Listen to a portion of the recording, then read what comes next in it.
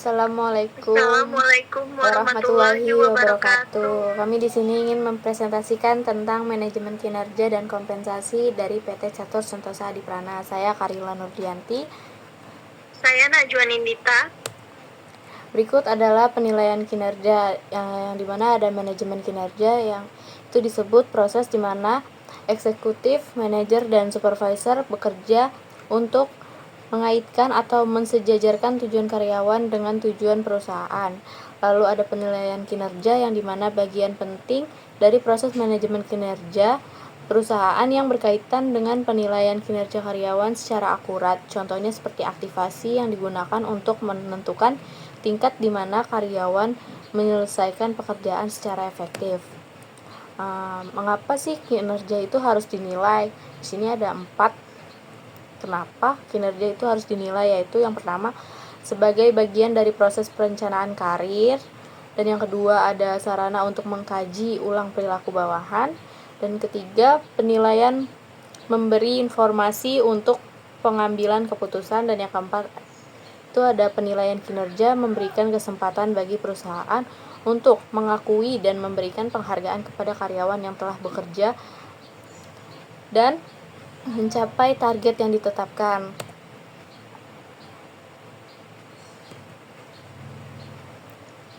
Nah, di sini ada contoh from penilaian kinerja dan kompensasi PT Catur Sentosa Adi Prana. Di sini ada performance appraisal, nama karyawannya Najwa Nindita dengan NIK 05263893 dengan jabatan telemarketing grade atau golongannya 10. Ini dinilai langsung dengan General Manager unit sales marketing.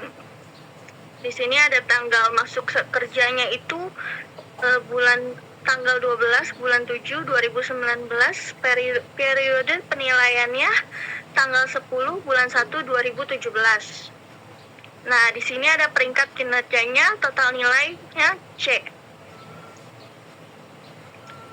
Peringkat kinerja menyeluruh atau overall performance rating. Peningkatan kinerja menyeluruh mengacu kepada definisi di bawah ini. Di sini ada kolom-kolom, ada nilainya juga, dan ini dibahas juga ya. Di sini ada kolom excellent dengan nilai 460 secara konsisten unggul dalam semua aspek kinerja, jauh melampaui standar kinerja yang telah ditetapkan. Ada kolom VG atau very good dengan nilai 360 secara konsisten memenuhi standar kinerja pada beberapa aspek, berada di atas standar kinerja yang telah ditetapkan. Dengan kolom G atau good dengan nilai 260 secara konsisten memenuhi standar kinerja yang telah ditetapkan. Pencapaian ini merupakan pencapaian minimum yang diharapkan. Dengan kolom IR atau improvement record dengan nilai 160 hanya memenuhi beberapa atau sebagian besar standar kinerja yang telah ditetapkan, dan pada beberapa aspek tidak memenuhi standar kinerja yang telah ditetapkan. Dengan kolom U unsatisfactory, nilainya 160 tidak mencapai sebagian besar atau semua standar kinerja yang telah ditetapkan dan secara konsisten memperlihatkan kinerja yang. Nah, ini ada poin-poin kesepakatan atau areas of agreement. Pernyataan di bawah ini disetujui oleh kedua belah pihak. Nah, di sini sifatnya itu pribadi atau rahasia. Nanti di checklist oleh karyawan yang mengisi penilaian kinerja ini. Ini apakah atasan mendiskusikan hal-hal berikut bersama karyawan? 1. Secara berkala memonitor kemajuan kinerja melalui form tracking kinerja. Ini bisa di checklist. Apakah atasan itu melakukan penilaian melalui form tracking kinerja? Ada 2 juga, penilaian kinerja yang lalu. Ini di checklist juga. Apakah atasan melakukan penilaian kinerja yang lalu? Dan ketiga, ada area-area peningkatan atau perbaikan kinerja. Yang keempat, peluang-peluang untuk perbaikan atau peningkatan kinerja. Yang kelima, perencanaan sasaran kinerja tahun yang akan datang. Di sini ada bagian 1, evaluasi kinerja. A. Sasaran kinerja mencakup penilaian untuk kompetensi dan kontribusi. Di sini ada berikanlah nilai 1 sampai 5 untuk masing-masing indikator pengukuran sasaran kinerja yang ditetapkan pada rencana sasaran kinerja awal tahun lalu. Bobot untuk masing-masing indikator sesuai yang telah ditetapkan pada rencana sasaran kinerja awal tahun. Di sini ada jumlah sasaran kinerja minimal 3 sasaran pada satu kategori. Ini ada SMART. Di sini ada kolom-kolom objektif, key performance indicator, timeline, achievement result, weighting, sama self rating, grade rating. Di sini seperti yang dicontoh ini ada kolom-kolom yang seperti saya sebutkan tadi, bisa dilihat. 1. Finansial, ada pencapaian sales target terutama dari call out. Di sini sales targetnya 100%, Januari sampai Desember sangat baik. Akurasinya sampai 100%. Kedua, ada input sales order, akurasi DO Januari sampai Desember sangat baik, akurasinya 100%. Dan ketiga, follow up orderan, akurasi DO-nya Januari sampai Desember sangat baik, akurasi 100%. Di kolom 2 ada customer. Di sini ada penilaian menjalin komunikasi dan hubungan baik dengan customer dengan image positif. Penilaiannya dari Januari Desember sangat baik, akurasinya 100. Dan kedua, ada memahami dan memenuhi kebutuhan customer sesuai dengan kesepakatan.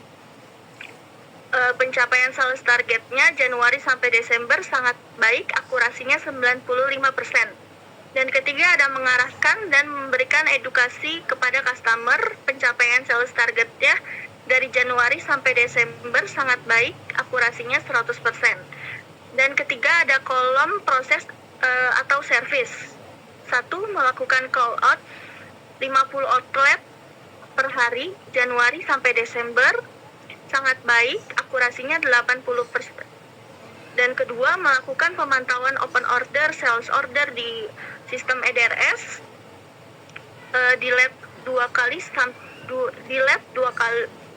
24 jam, Januari sampai Desember sangat baik.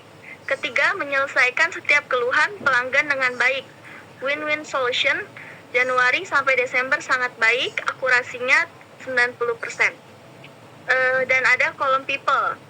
Di sini ada menjalin komunikasi dan hubungan yang baik dengan setiap divisi ada di dalam perusahaan, image-nya positif.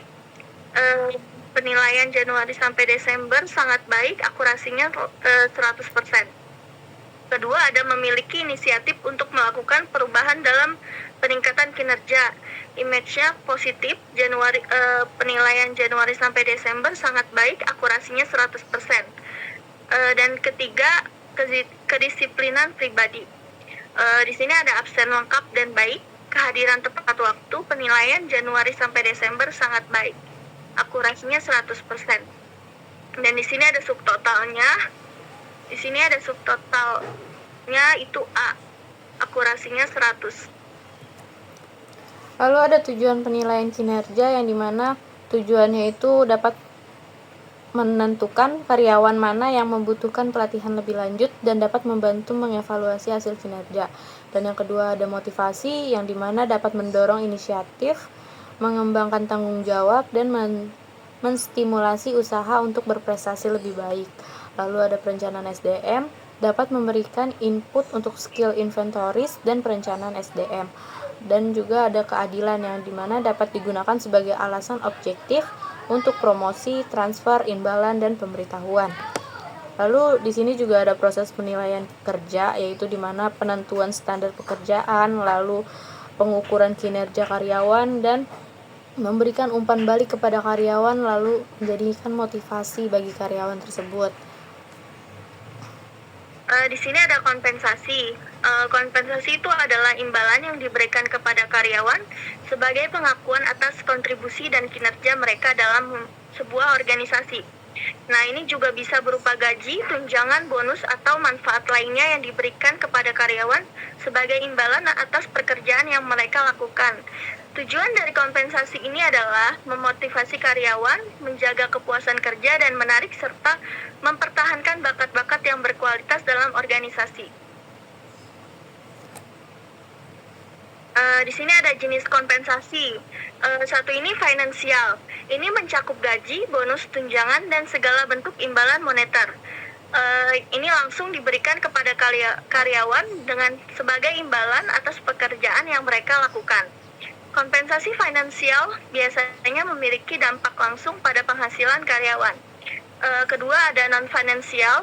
Ini mencakup manfaat seperti fleksibilitas waktu, kesempatan untuk pengembangan karir, lingkungan kerja yang sehat, pengakuan atas kinerja, dan segala bentuk imbalan non-moneter yang meningkatkan kepuasan kerja dan meningkatkan kesejahteraan karyawan. Kompensasi non-finansial penting untuk memotivasi karyawan, meningkatkan keseimbangan kehidupan kerja, serta memperkuat ikatan emosional antara karyawan dan perusahaan. Di sini ada tujuan kompensasi. Satu itu ada mempertahankan pegawai, kedua ada memotivasi kerja, tiga ada membangun komitmen karyawan, dan empat mendorong peningkatan pengetahuan dan keterampilan karyawan dalam upaya meningkatkan kompetensi organisasi secara keseluruhan. Sekian. Terima presentasi kasih dari kelompok kami. Kurang lebihnya mohon maaf. Wassalamualaikum warahmatullahi wabarakatuh.